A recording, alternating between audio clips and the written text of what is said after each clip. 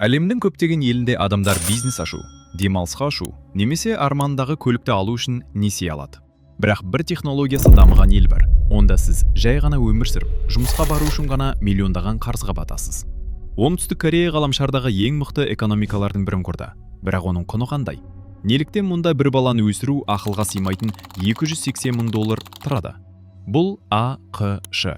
Германия немесе Франциядан әлдеқайда көп. Неліктен миллиондаған жастар бетон қорапта түнеп шығу құқығы үшін ғана бай лендлордтарға $500 000 кепілақы беруге келіседі? Ең бастысы, неге сағаттай сыртылдаған мына мінсіз мемлекетте күн сайын 40 адам артына тек кешірім сұраған хат қалдырып, өз еркімен өмірмен қош айтысады? Бүгін біз оңтүстік кореялық депрессияның анатомиясын бөлшектеп, қоғам өз азаматтарын қалай биороботқа айналдырғанын талдаймыз. Шайларыңызды демдеп, ыңғайлырақ жайғасыңыздар. Біз бастаймыз.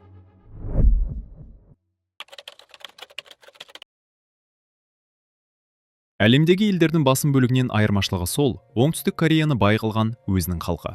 Оларда ұлан ғайыр аумақ, мұнай мұнаралары немесе алтын кеніштері жоқ.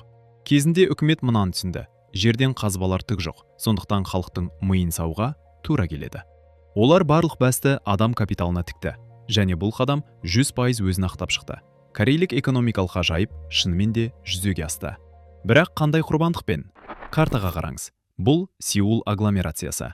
Ел аумағының небәрі 11% ғана алып жатқан титтей жер. Ең сұмдығы, дәл осы жерде оңтүстік Корея халқының тең жартысы тұрады. 26 миллионнан астам адам бір географиялық нүктеге кәдімгідей сығылысып кірген. Бүкіл елдің ішкі жалпы өнімінің 70% дәл осы жерде осындай қып-қызыл тығында жасалады. Корейлердің өздері бұл туралы баяғыда ащы мысқылмен отанын Сеул Республикасы деп атай бастаған. Сіз, мұнда тұрған не бар? Әлемнің бәрі жақсы өмір іздеп елордаға көшеді ғой, деуіңіз мүмкін. Бірақ Кореяда бұл таңдау еркі емес. Егер жас корей өз жастық шағын зейнеткерлерге толы қаңырап босақ қолдан провинцияда өткізгісі келмесе, оның алдында жалғыз ғана жол бар: чемоданын жинау. Неге? Өйткені барлық ірі корпорациялардың 80% бас кеңселері мен ең беделді университеттердің бәрі тек Сеулде орналасқан. Ал балаларды бесіктен бастап бәсекеге баулитын корейлік білім культін ескепсек, ақыр соңында Астанаға бәрі ағылады. Гипер орталықтандырудың нағыз шегі осы. Мұнда сондай сұмдық бәсекелестік басталады. Оның қасында кальмар ойынының сюжеті кеңседегі жеңіл желпі тимбилдинг болып қалады. Суицидтің сұмдық статистикасының басты себебі дәл осы жерде, осы таршылықта жатыр. Қатардағы жас корей жігітін елестетіп көрейікші. Ол ақылды, әскерде адал борышын өтеді. Мұна тозаққа бергісіз бәсекелестік қырғыннан аман өтіп жұмыс тапты. Ол жылына шамамен $35 мың табады. Бұл елдегі орташа жалақы. Керемет естіледі, солай ма? Ал енді ол кез келген қалыпты адам қалайтын дүниені армандайды. Үйленіп, бала сүйіп, пәтер алғысы келеді. Сеулдің қарапайым ғана спальный ауданынан кәдімгі 3 бөлмелі пәтер. Өзенге қарайтын панорамасы бар элиталық пентхаус емес. Оның қанша тұратын білесіз бе? $1 миллион.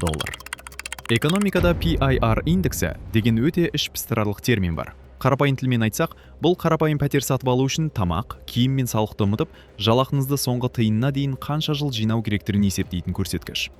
Корейлік аномалияның масштабын толық сезіну үшін мына кестеге көз жүгіртіп, Сеулді әлемнің басқа астаналарымен салыстырып көрейік. Қараңыз, 30 жыл.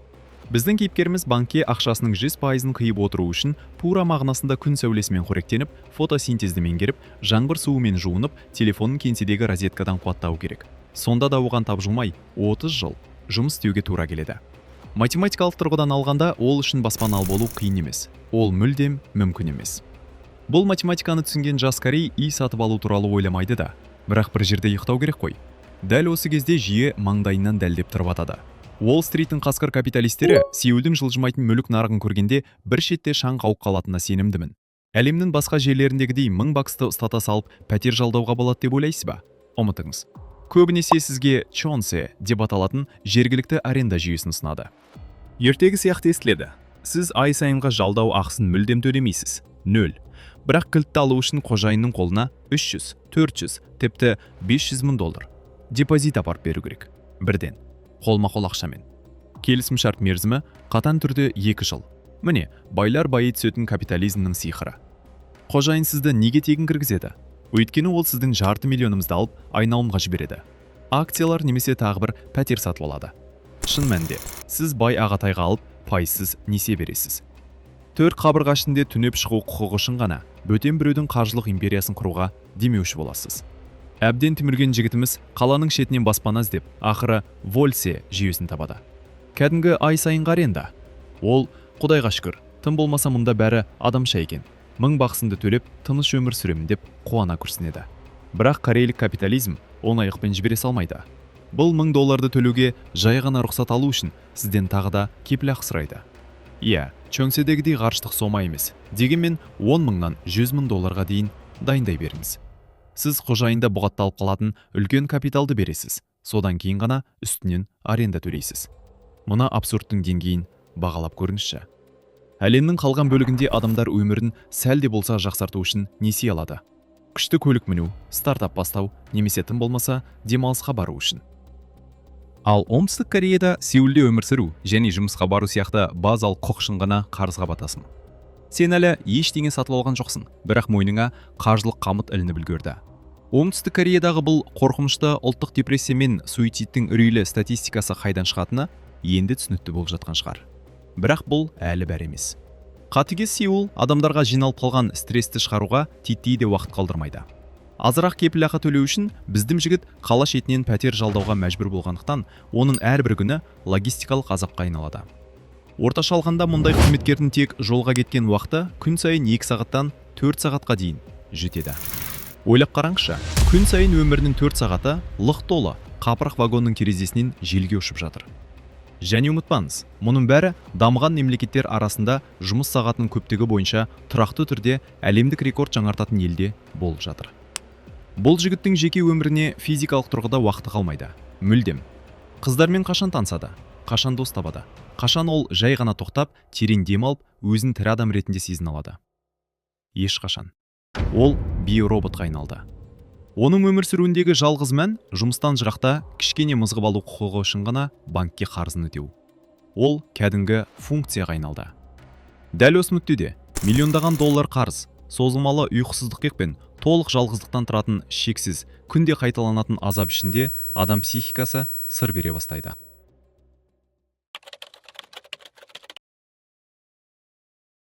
Құр энтузиазммен алысқа шаба алмайсың. Мұндай қатыгез режимде кез келген адам түбінде іштей жанып кетеді. Батыс елдеріне мұндай жағдайға түскен адам достарына барады. Ас үйде анасына мұңын шағады, немесе психотерапевтке жазылады. Бірақ біз Оңтүстік Кореядамыз, ал жергілікті діл бұл дағдарысты шегіне жеткізе ушықтырады. Жағдайдың бар сұмдығын түсіну үшін ең іргетасынан конфуцийшілдіктен бастау керек. Батыс әлемі кінә мәдениетіне құрылған, ал Корея әлемі ұят мәдениетіне. Мұнда чемен, яғни бет бейнені сақтау концепциясы билікті үстейді. Кореяда сіз өзіңізге тиесілі емессіз. Сіз отбасыңыздың басты инвестициялық жобасысыз. Бұл жай ғана әдемі метафора емес. Мына кестеге қараңыз. Басқа елдермен арадағы орасан зор айырмашылықты көріп тұрсыз ба? Кореяда баланы тәрбиелеу құнының ішкі жалпы өлімге қатысты индексі 7,79-ден 79-ды құрайды. Қарапайым тілмен айтсақ, бір баланы бесіктен бастап 18 жасқа дейін өсіру үшін ата-ана өзіне көк тиын да жұмсамай, табысының 100%-ын беріп, қатарынан 8 жылдай жұмыс істеу керек. Корей бақтарының бағалауы бойынша, бір бала отбасына ақылға сыймайтын 270-тен 280 мың долларға түседі. Және бұл ақшаның орасан зор бөлігін шексіз жеке білім беру жүйесі жалмақ қояды. Сондықтан Корей жастары бала күннен ақ мойындағы орасан зор қаржылық әрі моральдық қысымды сезінеді. Енді елестетіп көріңіз. Біздің жігітті жұмыстан қуып жіберді. Оның мойнында Сеулде тұрып жұмыс істеу құқығы үшін ғана алған үлкен несиесі ілініп тұр. Ол ата-анасына барып мұны қалай айтпақ? Корей менталитетінің парадигмасында ол жай ғана сүрінген жоқ. Ол отбасының басты жобасын банкротқа ұшыратты. Және көші-қолаң алдында ата-анасының абыройын айрандай төкті. Егер сіз батыстағы өлер алдында жазылған хаттарды оқысаңыз, адамдар көбіне өз ішіндегі дертін ақтарады. Маған қиын, мына әлем қатыгез. Мен бұдан әрі шыдай алмаймын. Бірақ корейлердің хаттарында не жазылатын білесіз бе? Онда сезім туралы сөз жоқтың қасы. Онда тек кешірім сұрау ғана бар. 2014 жылы бүкіл Кореяны Сомпа ауданындағы қайғылы оқиға дүр сілкіндірді. Тығырыққа тірелген анасы мен 2 қызы титтей ғана жалдамалы пәтерінде бірге өмірмен қош айтысты. Полиция үстел үстінен олардың соңғы $500 салынған конвертті тапты. Конверттің сыртында: құрметті үй иесі, бізді кешіріңіз. Бұл соңғы айдың жалдау ақысы мен коммуналдық төлемдерінің ақшасы. Біз өте қатты өкінеміз деп жазылған. Адамдар тақыр кедейлік пен шарасыздықтан өліп жатыр, бірақ олардың бұл өмірдегі ең соңғы ойы лендлордқа қаржылық масыл болмау. Немесе сұхбаттан өтпей қалған, немесе емтиханнан құлаған жас жігіттердің хаттарын оқып көріңіз. Олар бәрі келісіп алғандай бірдей жазады. Ата, ана, мені кешіріңіздер. Менің оқуымды төлеу үшін сіздер қаншама тер төктіңіздер, ал мен түкке тұрғысыз болып шықтым. Мен бұдан әрі сіздердің ақшаларыңызды далаға шашқым келмейді. Осындай болып туылғаным үшін кешіріңіздерші.